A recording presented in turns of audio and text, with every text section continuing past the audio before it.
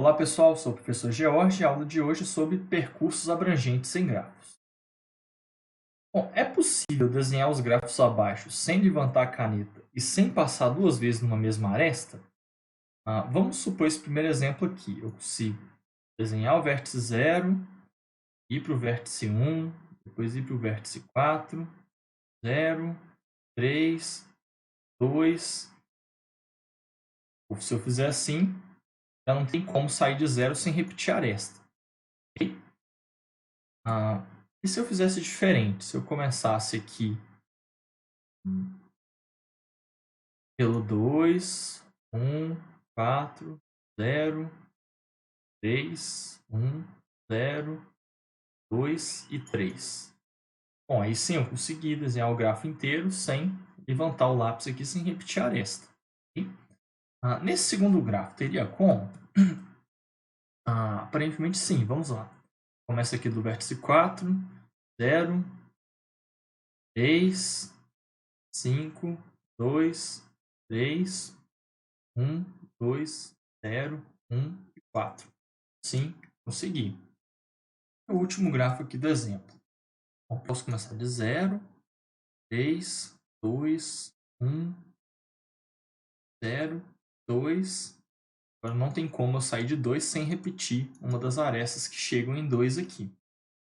Então, o primeiro grafo teve como, para o segundo também, para o terceiro não. Bom, e começando e terminando no mesmo vértice, ainda seria possível?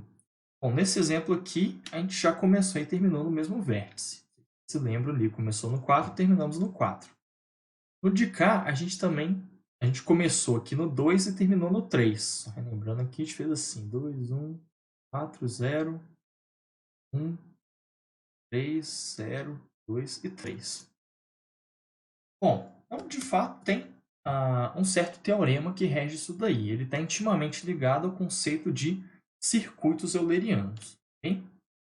Só uma observação, um jogo interessante aqui, o Puzzle King, para celular, para Android, ele tem vários desafios ali ligados a grafos, né? Interessantinho, se alguém quiser dar uma conferida. Bom, então agora eu vou falar sobre grafos eulerianos. Uma trilha euleriana, ou um caminho, é uma trilha ou caminho que inclui cada aresta de um grafo exatamente uma vez. Como análogo, um circuito euleriano, ou um ciclo, é um circuito que inclui cada aresta de um grafo exatamente uma vez. Um grafo é dito euleriano se tem um circuito euleriano, e semi-euleriano se tem apenas uma trilha euleriana.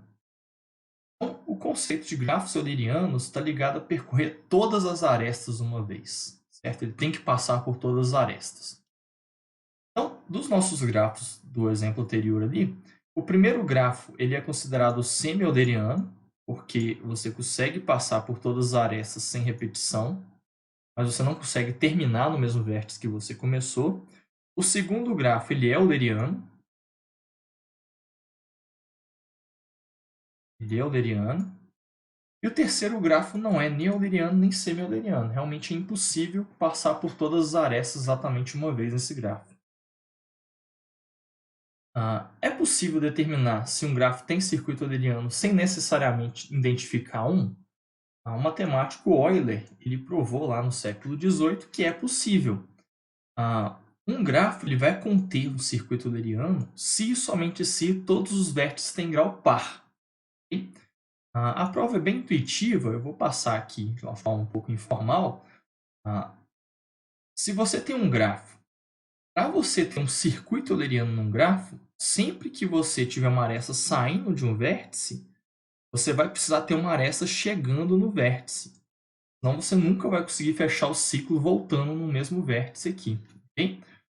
Vamos ver esse exemplo do terceiro grafo aqui. Se eu sair do vértice 0 por essa aresta, posso chegar por essa aresta. Bom, se eu sair de novo por uma aresta ímpar, não tem como eu voltar para o vértice 0. Eu não tenho aresta par para completar esse circuito de volta. Então, de acordo com o teorema de Euler, esse grafo do meio é euleriano, esse grafo do meio não é, porque tem vértice de grau 3 aqui, e esse grafo aqui também não é euleriano, porque tem os vértices 2 e 3 de grau 3. Bom, na verdade, ele diz ainda que Para uma trilha euleriana, bom, no circuito euleriano, todos os vértices têm integral par. Para ter uma trilha euleriana, 2 vértices devem integral ímpar e o resto deve integral par. Então, esse daqui, o primeiro grafo sim, contém uma trilha euleriana. Ele é um grafo semi-euleriano. Okay? Bom, tem um problema com a aplicação prática interessante, que é o problema da inspeção de rotas. O problema da inspeção de rotas ou do carteiro chinês, ele consiste em encontrar um circuito de menor peso que visita cada aresta de um grafo ponderado exatamente uma vez. Bom, se o grafo for euleriano, a solução é simples, basta identificar o circuito euleriano desse grafo. Porém, para as aplicações reais é muito comum precisar revisitar as arestas, ou seja, raramente você vai ter um problema real onde todos os vértices têm grau par. Normalmente você tem, eventualmente, vértices de grau ímpar. Bom, uma etapa importante então na solução desse problema é identificar quais arestas devem ser duplicadas de modo a tornar um grafo euleriano e assim ser possível inspecionar todas as retas sem problemas. Só que deve-se fazer isso tentando identificar o conjunto de arestas de menor peso total para tornar um grafo euleriano. Alguns exemplos de aplicações de problemas podem ser representados como problema de inspeção de rotas, são o problema de entrega de correspondências, aí o nome carteiro chinês, e coleta de lixo em áreas urbanas. Outra aplicação interessante é no sequenciamento de DNA, tem aqui a referência para um artigo, se tiver curiosidade. Bom, falar um pouco mais sobre essa aplicação no sistema de coleta de lixo. Bom, podemos representar esse problema através de inspeção de rotas. Cada vértice vai ser então um entroncamento de via e cada aresta é uma via, rua ou avenida. O peso de cada aresta vai ser a distância entre seus entroncamentos. Então veja esse exemplo aqui do bairro Boa Vista, aqui em Monlevade. Então tem aqui os vértices, são entroncamentos, e as vias são as arestas. Bom, note aqui que eu não incluí todas as arestas do grafo. Bom, não tem essa daqui, 5, 6, nem essa rua sem saída. Bom, não incluí as arestas justamente para simular uma situação real em que o caminhão, por exemplo, não vem em rua sem saída. Ou às vezes alguma rua é tão pequena ou tão curta que é mais viável o caminhão estacionar e esperar os coletores, o pessoal que trabalha com coleta de lixo, ir a pé e buscar o lixo. Então, algumas arestas foram omitidas aqui para representar melhor o problema real. Okay? Então, a primeira questão que a gente tem que pensar é quais arestas devem ser duplicadas para se obter um grafo euleriano. Veja que ele não é euleriano. Temos aqui o vértice 2 de grau ímpar, o vértice 3 também de grau ímpar, vértice 11 ímpar, 12 ímpar, 4 ímpar, 0 ímpar. E só isso, os demais têm grau par.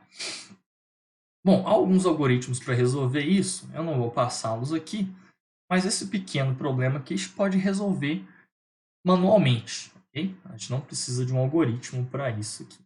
Então, nesse exemplo, a gente poderia pensar em duplicar essas arestas. A aresta de 0 para 4 pode ser duplicada, de 2 para 3 também duplicada, de 11 para 12 duplicada. Geraria esse segundo grafo aqui. Bom, agora a segunda parte do problema a se resolver é em qual sequência o caminhão deve se deslocar. Bom, para resolver esse problema existe o algoritmo de Fleury. Ele encontra um circuito euleriano em um grafo. Se houver um circuito euleriano, ele encontra com ordem de complexidade de E elevado ao quadrado.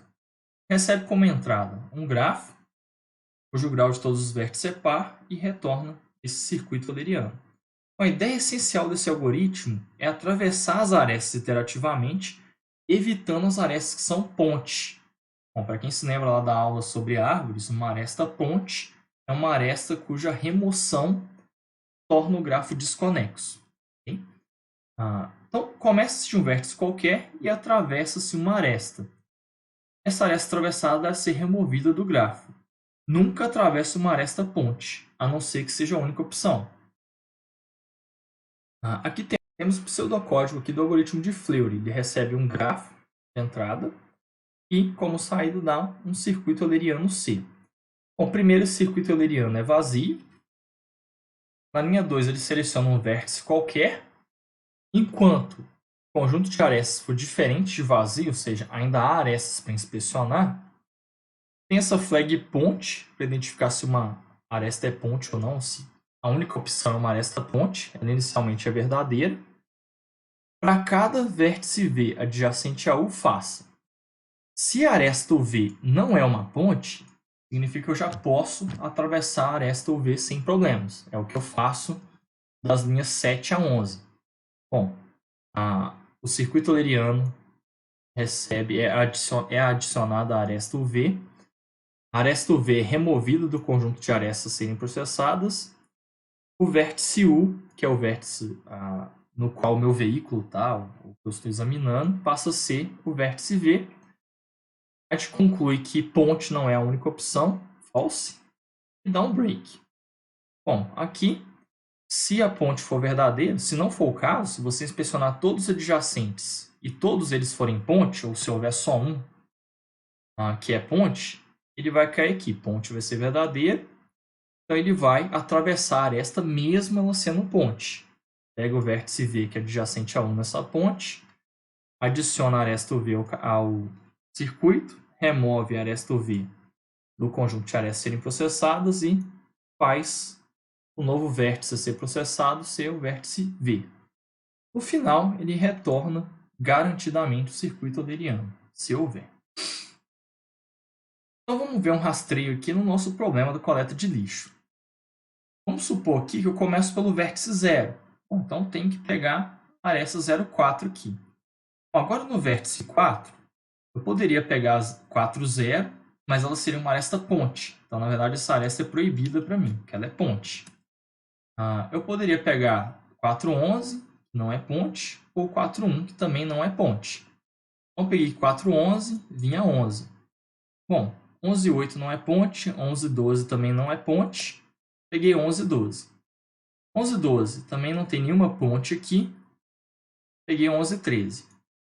12,13, desculpa. 12,13.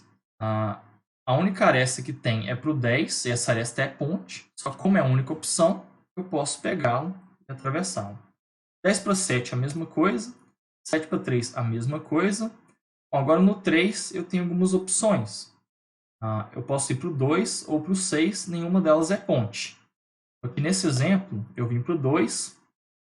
Do 2, eu posso ir para o 3, para o 5, não são pontes, mas eu não posso ir para o 1. A aresta 2, 1 é ponte aqui.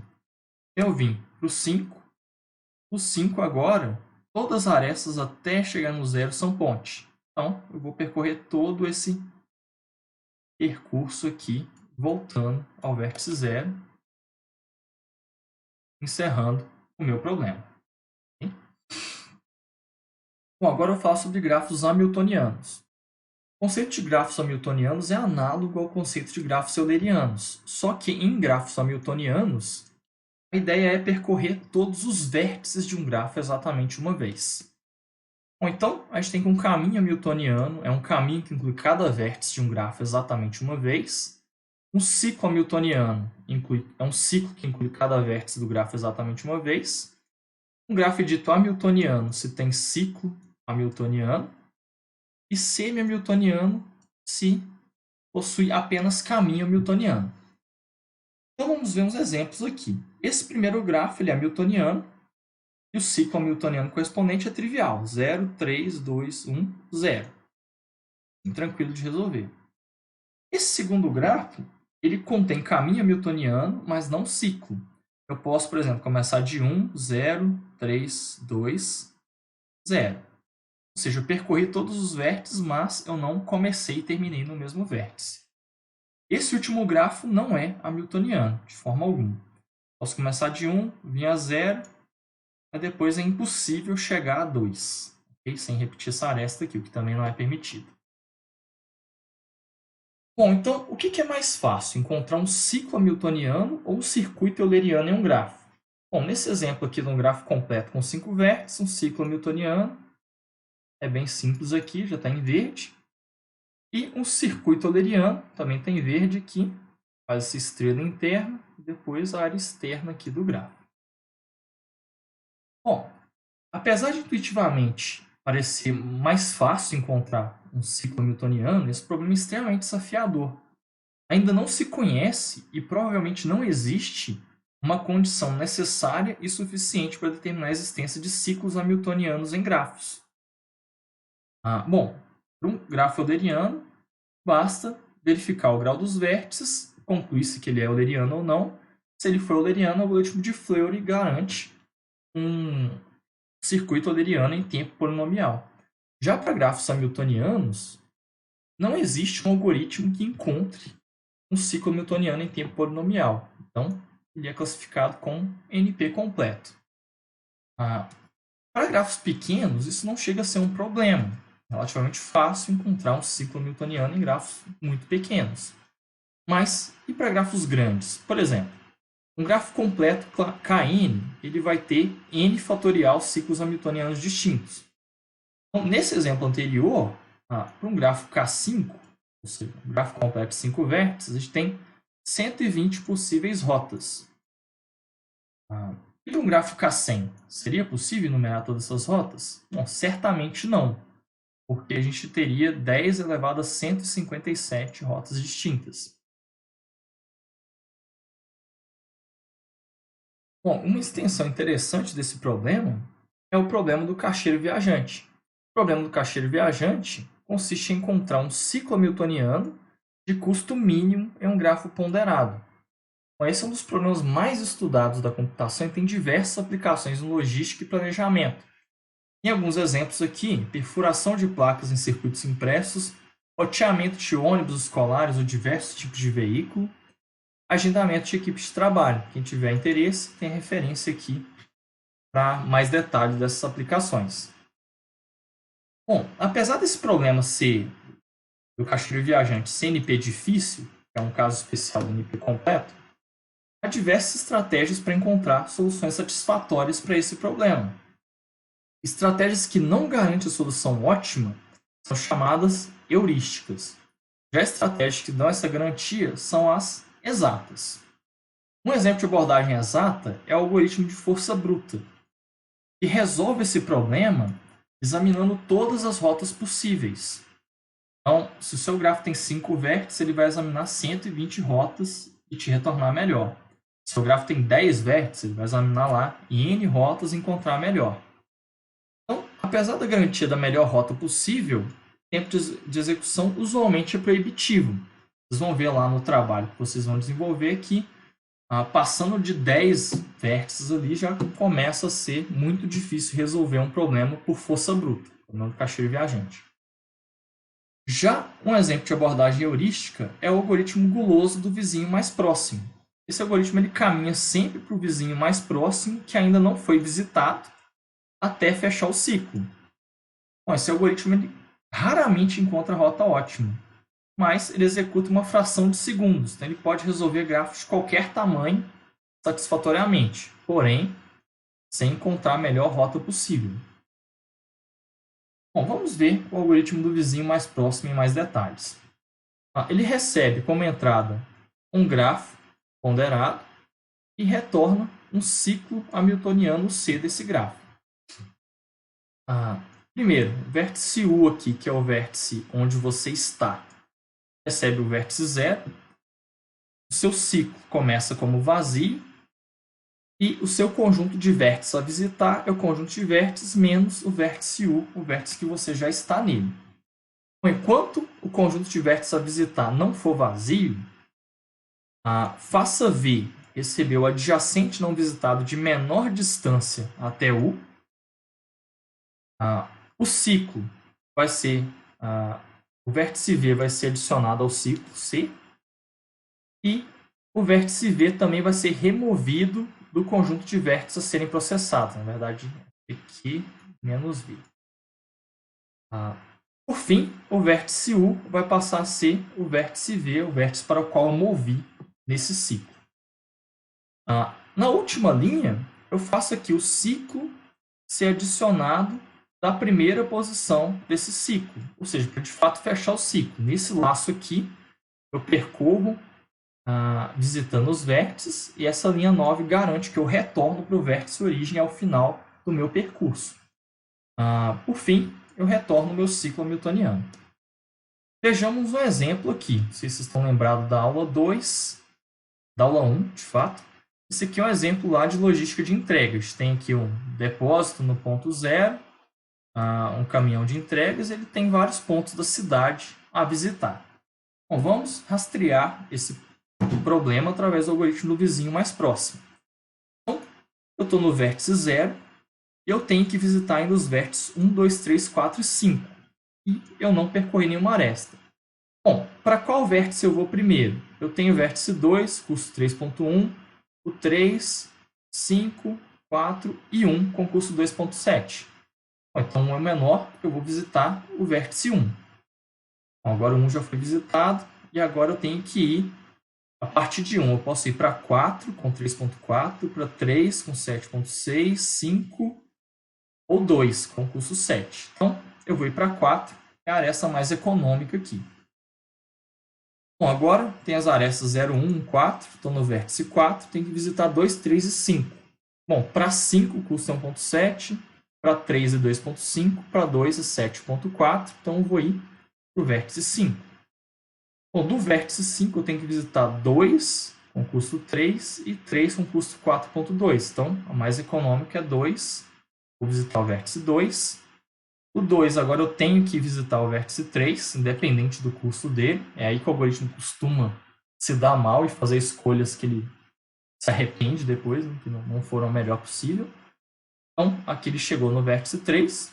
E, por fim, eu tenho que fechar o ciclo, que eu também tenho que pegar o custo que for aqui, a aresta, para voltar para o vértice de origem. Eu vou pegar uma aresta bem cara aqui, de 8.8, e encerrar o meu ciclo hamiltoniano. Aqui, ela não é a rota ótima para o nosso problema. É fácil verificar aqui que a rota ótima vai ser aqui 0,1, 1,5, 5,4, 4,3, 3,2, 2,0. Ok? O que é ok e é esperado, porque é um algoritmo heurístico. Né? Ele realmente não dá nenhuma garantia de que vai encontrar a solução ótima sempre. Né? Bom, para esses casos, o que é bem comum, né? A gente vai cair nele com bastante frequência, a gente pode fazer o que a gente chama de refinamento dessa solução. Ok? Bom, então a gente pode testar alterações nessa rota, testar várias. Se eu trocar, por exemplo, se eu vier para cá antes de vir para cá, eu tenho uma nova rota. E se eu vier para cá e para cá, continuar minha rota? Bom, tem uma outra possibilidade. Então, no refinamento, a gente testa centenas, dezenas, milhares de alterações até um determinado critério de parada. Por exemplo, eu quero testar trocas nessa rota por 1 minuto. Então, você vai ficar 1 minuto testando combinações diferentes. Ou quero testar até 10.000 trocas nessa rota para ver quanto que eu consigo melhorar. Okay? Então, esse é um assunto vasto. Então, tem diversas estratégias que são pesquisadas até hoje em dia para esse problema. Né? Quais são as melhores formas de refinar soluções para esse problema. Okay? Bom, então, no trabalho, nós vamos explorar, eu sugiro que vocês tentem explorar duas dessas formas de refinar esse problema do caixeiro viajante, soluções para esse problema. A primeira é o refinamento 2OPT. Então, essa estratégia ela funciona assim, você remove 2 arestas da sua rota e avalia a forma alternativa de reconectá-la. Então, lembrando, né, minha rota aqui, agora no modelo um pouco simplificado, era essa. E vamos supor que eu tenha sorteado ou tenha definido de alguma forma que eu vou remover essas 2 arestas aqui e vou testar outras formas de reconectar a rota. Então, vou remover a aresta 5,2 e a aresta 3,0. Bom, sem essas 2 arestas, a única forma que eu tenho de reconectar a rota seria usando aqui 3,5 e depois 2,0, que seria a nossa figura da direita. Bom, então, na figura da direita, eu reconecto a rota e eu tenho, de fato, uma rota muito melhor, a rota de custo 17,9, ou seja, eu realmente melhorei a minha solução anterior. Okay?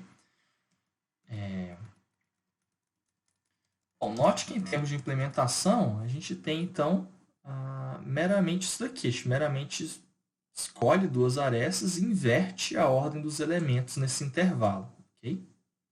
Então, se eu tivesse escolhido lá essa aresta aqui, 1, 4, e a aresta 2, 3, então, na minha solução alternativa, esse intervalo ficaria 2, 5, 4. Okay? Daí, reavaliarei o custo dessa rota. Bom, essa estratégia é bem simples. E a outra estratégia, de forma análoga, seria o 3OPT. Então, ele meramente remove 3 arestas e avalia as formas de reconectar a rota. Note que removendo 3 arestas, o número de reconexões possíveis aumenta bastante. Okay? Então, vamos supor aqui que a gente remova as arestas 1, 4, 5, 2 e 3, 0. Então, ressaltei aqui no verde mais claro. Então, tem 8 formas de reconectar essa rota. Bom, a primeira é a forma que já está. Bom, na segunda forma, eu poderia inverter essa ordem aqui.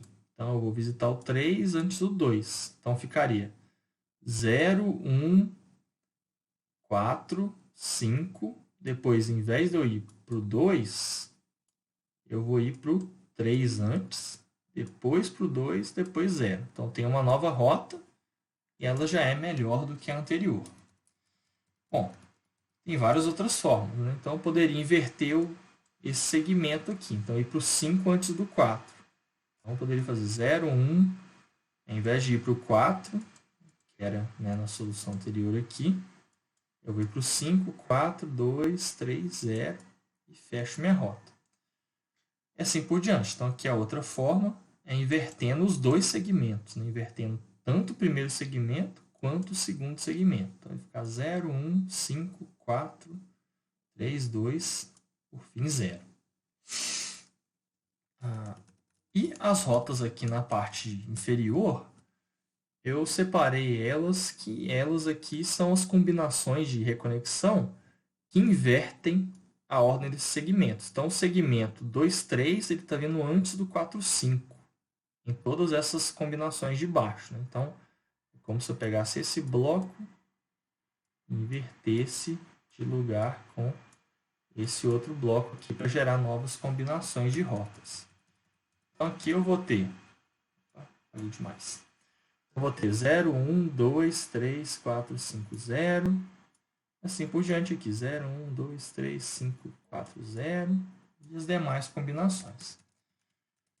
Então, comparado com o 2OPT, o 3OPT ele tem a vantagem de explorar muito mais, né, combinações de reconexão da rota. Inclusive, nesse exemplo mesmo, a gente já consegue encontrar a rota ótima nesse primeiro teste que nós fizemos aqui com 3 arestas removidas. Mas ele tem como desvantagem o custo computacional mais elevado. Então, ao invés de, a cada teste que eu vou fazer, em vez de eu avaliar só uma rota alternativa, eu tenho 7 rotas alternativas para avaliar. Isso aqui aumenta bastante o custo computacional do algoritmo. Uma observação que eu acho interessante para o trabalho é que, para as implementações para esse problema, de modo geral, é que usualmente a gente vai testar esse problema esse algoritmo em grafos com centenas de vértices, 600 vértices, mais de 1000 vértices, dependendo do problema.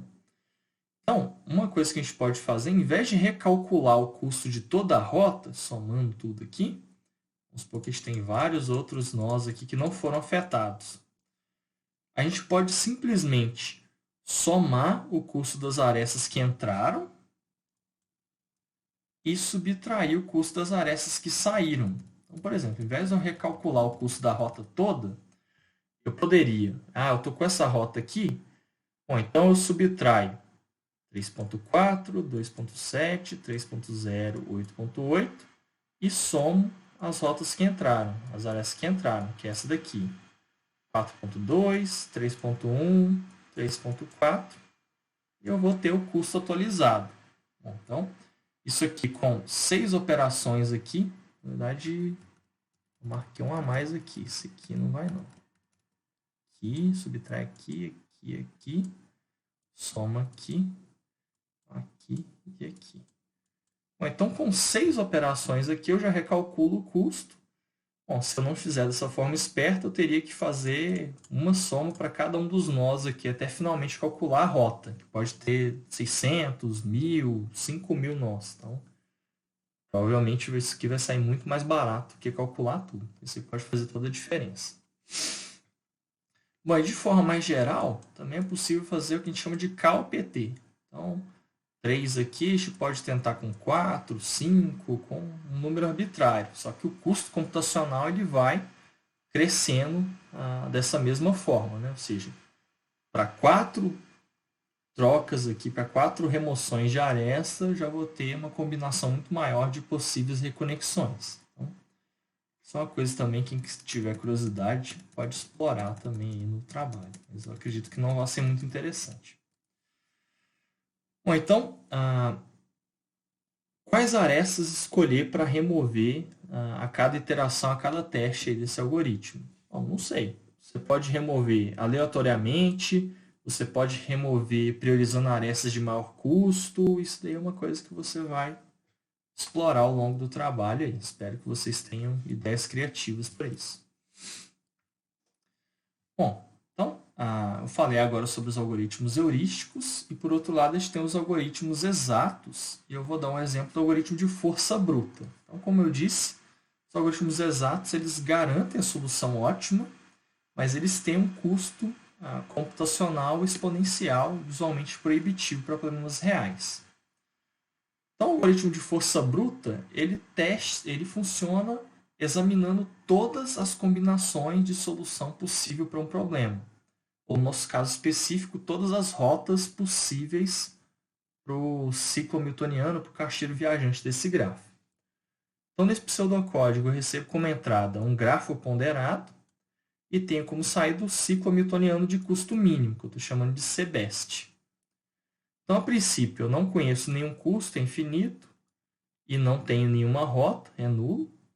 Na linha 3, para cada permutação de vértices, né, num grafo completo, o ciclo hamiltoniano é meramente uma permutação de vértices desse grafo. Então, para cada permutação de vértices, eu adiciono o vértice inicial para fechar a rota, essa permutação, calculo o custo dessa rota, salvo aqui nessa variável cost C.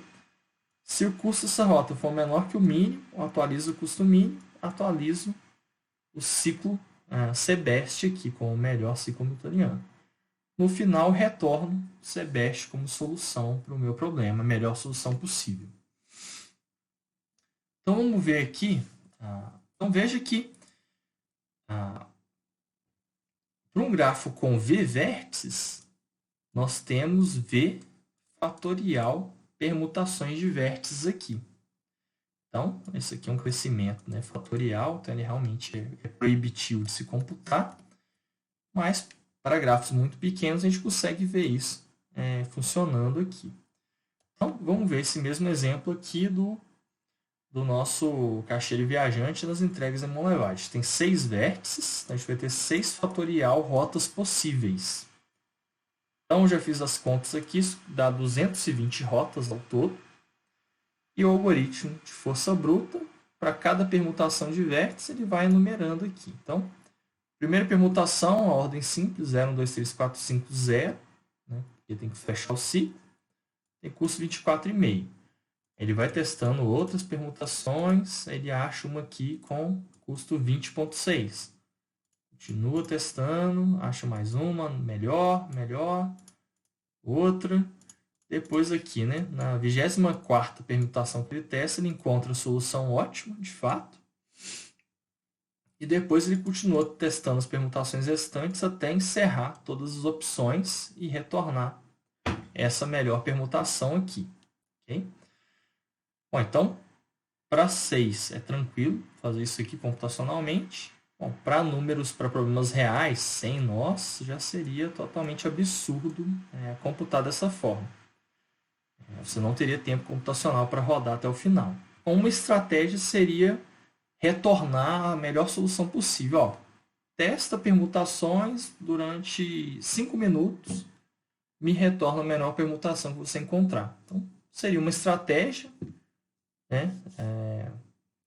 Mas para o algoritmo exato, né, funcionar e realmente garantir que a rota é ótima, ele tem que examinar todas as rotas possíveis. Okay? Então, essa é a diferença essencial aí. Então era isso. Né? Obrigado a todos pela atenção.